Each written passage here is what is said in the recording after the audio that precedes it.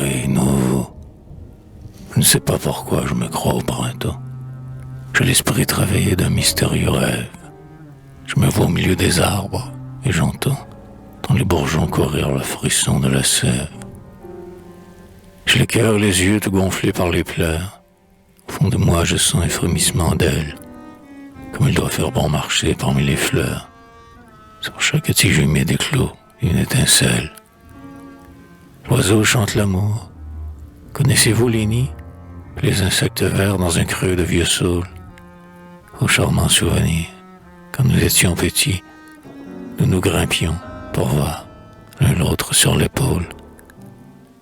J'ai d'étranges désirs, ainsi qu'en ont les fous. À présent, je voudrais me lancer dans l'espace.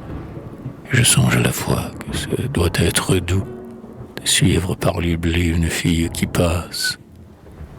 Un jour, ils étaient deux qui s'en allaient ainsi. Je les vis, ces heureux, causer sous l'aubépine. Deux oiseaux, étonnés, près d'eux chantaient aussi. Peut-être ils sont encore dans la même ravine. Large effluve d'amour, une immense chanson palpite dans les airs au temps des feuilles vertes. Un souffle d'inconnu ranime le buisson et la blanche façade aux fenêtres ouvertes. Non loin des amoureux, dans les gazons épais, comme la ruche à miel bourdonne une famille. Les garçons querelleurs font la guerre et la paix.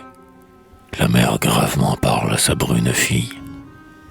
Le père, encore plus grave, les yeux vers l'azur, conte à son fils aîné le destin de l'histoire, et qu'il faut ici-bas, d'un cœur tranquille et sûr, combattre pour le droit, et jamais pour la gloire. Mais, vain rêveur, poète, où t'en vas-tu si loin? Tu te livres entier aux rêves qui t'emportent, pour revenir plus seul et plus triste dans ton coin, où les vents font trembler ta lampe à demi-morte.